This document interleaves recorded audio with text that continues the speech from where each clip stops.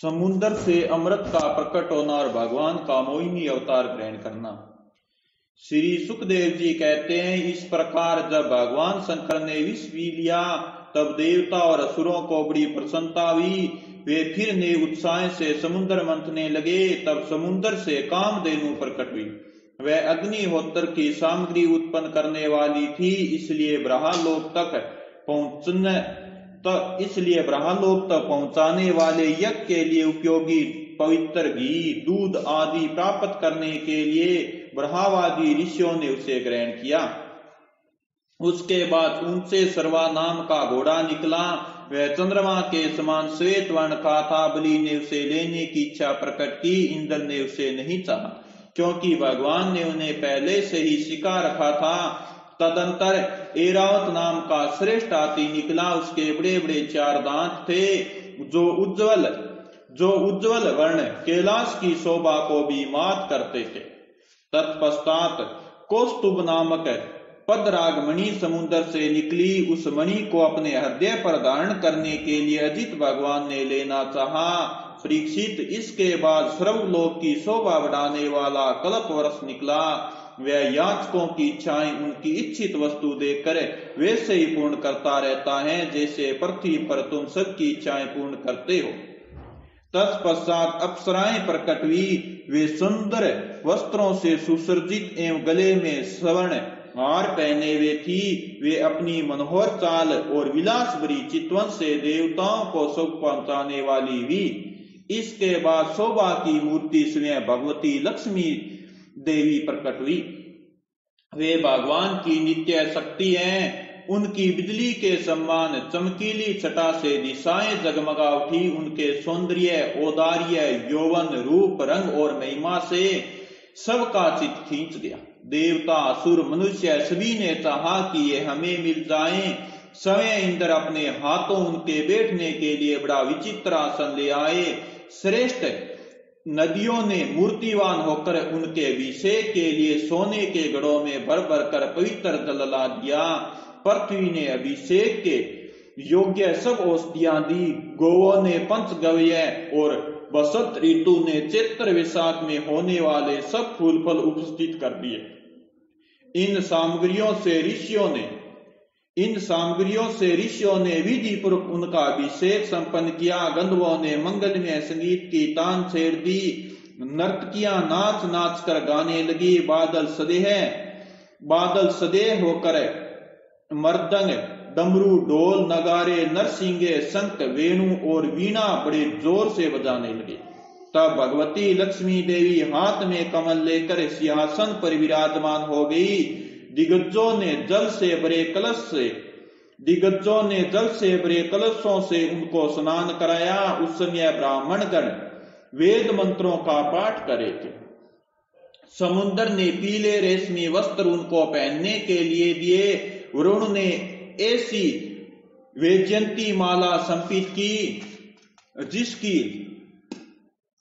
मधुमेह सुगंध से भोरे मतवाले हो रहे थे। प्रजापति विश्वकर्मा ने भांति भांति के गहने, सरस्वती ने मोतियों का हार, ब्रह्मा जी ने कमल और नागों ने 2 कुंडल संपित किए। इसके बाद लक्ष्मी जी ब्राह्मणों के सवस्त्यगण पाठ कर चुकने पर अपने हाथों में कमल की माला लेकर उसे सर्वगुण संपन्न पुरुष के गले में डालनी चाहिए। माला के आसपास उसकी सुगंध से मतवाले वे भोरे गुजार कर रहे थे। उसमें लक्ष्मी जी के मुख की शोभा अवर्णनीय हो रही थी। सुंदर कपोलों पर कुंडल लटक रहे थे। लक्ष्मी जी कुछ लज्जा के साथ मंद मंद मुस्कुरा रही थी।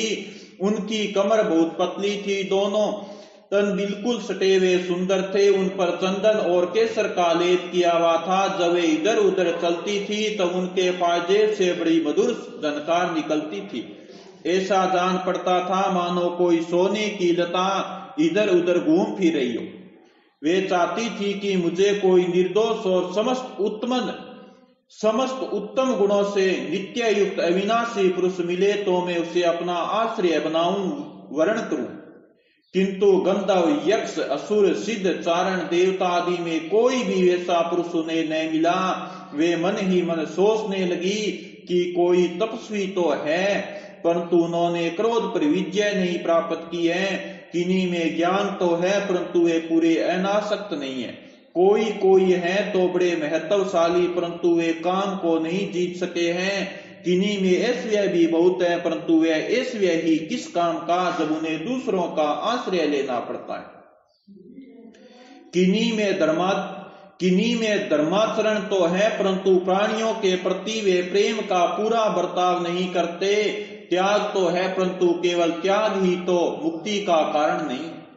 किन्हीं में वीरता तो अवश्य है, परंतु वे भी काल के पंजे से बाहर नहीं है। अवश्य ही कुछ महात्माओं में विषया शक्ति नहीं है, परंतु वे तो निरंतर अद्वैत समाधि में ही तलीन रहते हैं। किसी ऋषि ने आयु तो बहुत लंबी प्राप्त कर ली है, परंतु उनका शील मंगल भी मेरे योग्य नहीं है। किन्हीं में शील मंगल भी है, परंतु उनकी आयु का कुछ ठिकाना नहीं। अवश्य ही किन्हीं में दोनों ही बातें हैं, परंतु वे अमंगल वेश में रहते हैं। रहे एक विष्णु भगवान, रहे एक विष्णु भगवान, उनमें भी सभी मंगलमय गुण नित्य निवास करते हैं, परंतु वे मुझे चाहते ही नहीं। इस प्रकार सोच विचार कर अंत में श्री लक्ष्मी जी ने अपने चिर अभिष्ट भगवान को ही वर के रूप में चुना, क्योंकि उनमें समस्त सद्गुण नित्य निवास करते हैं। प्राकृत गुण उनका स्पर्श नहीं कर सकते और अणिमा आदि समस्त गुण उनको चाहा करते हैं, परंतु वे किसी की भी अपेक्षा नहीं रखते। वास्तव में लक्ष्मी जी के एकमात्र आश्रय भगवान ही है। इसी से उन्होंने उन्हीं को वर्ण किया। लक्ष्मी जी ने भगवान के गले में वह नवीन कमलों की सुंदर माला पहना दी, जिसके चारों ओर झुंड के झुंड मतवाले मधुकर गुंजार कर रहे थे। इसके बाद लज्जापूर्ण मुस्कान और प्रेमपूर्ण चितवन से अपने निवास स्थान उनके वृक्षस्थल को देखती हुई वे उनके पास ही खड़ी हो गई। जगत पिता भगवान ने जग जननी समस्त संपत्तियों की अधिष्ठात्र देवता श्री लक्ष्मी जी को अपने वृक्षस्थल पर ही सर्वदा निवास करने का स्थान दिया। लक्ष्मी जी ने वहां विराजमान होकर अपनी करुणाभरी चितवन से तीनों लोक लोकपति और अपनी प्यारी प्रजा की अभिवृद्धि की। उस समय शंख, तुरई, मृदंग आदि बाजे बजने लगे। गंधर्व अप्सराओं के साथ नाचने गाने लगे। इससे बड़ा भारी शब्द होने लगा। ब्रह्मा, रुद्र, अंगिरा आदि सब प्रजापति पुष्प वर्षा करते हुए भगवान के गुण, स्वरूप और लीला आदि के यथार्थ वर्णन करने वाले मंत्रों से उनकी स्तुति करने लगे।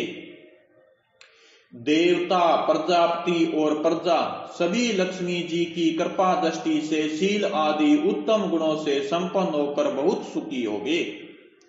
परीक्षित, इधर जब लक्ष्मी जी ने दैत्य और दानवों की अपेक्षा कर दी, तब वे लोग निर्बल, उद्योग रहित, निर्लज्ज और लोभी हो गए। इसके बाद समुद्र मंथन करने पर कमल नयनी कन्या के रूप में वारुणी देवी प्रकट हुई।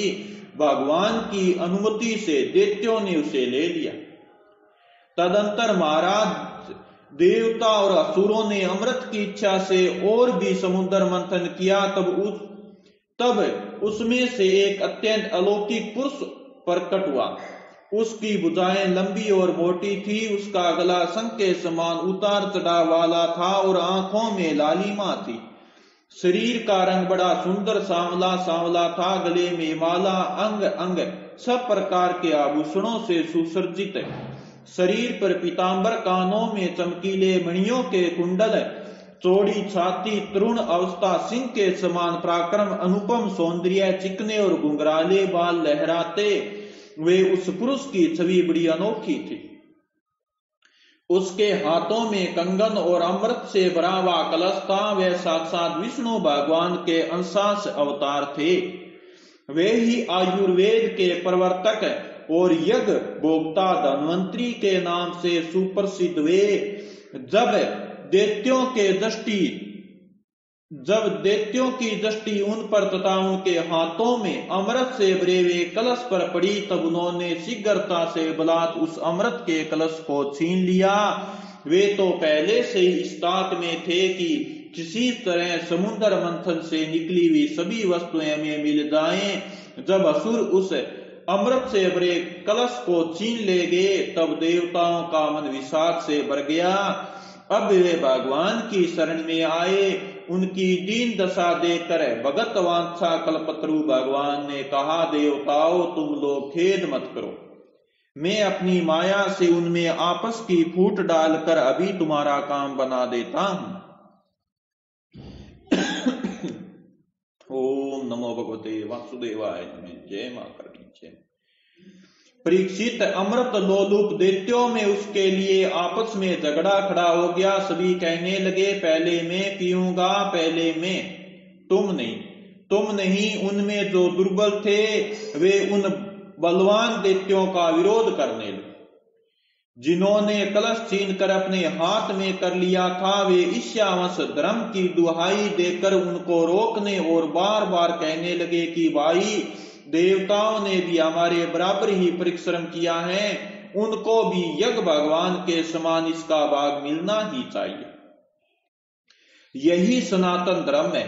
इस प्रकार इधर दैत्यों में तू मैं हो रही थी, और उधर सभी उपाय जानने वालों के स्वामी चतुर शिरोमणि भगवान ने अत्यंत अद्भुत और स्वर्णीय क्षत्रिय का रूप धारण किया। शरीर का रंग नील कमल के समान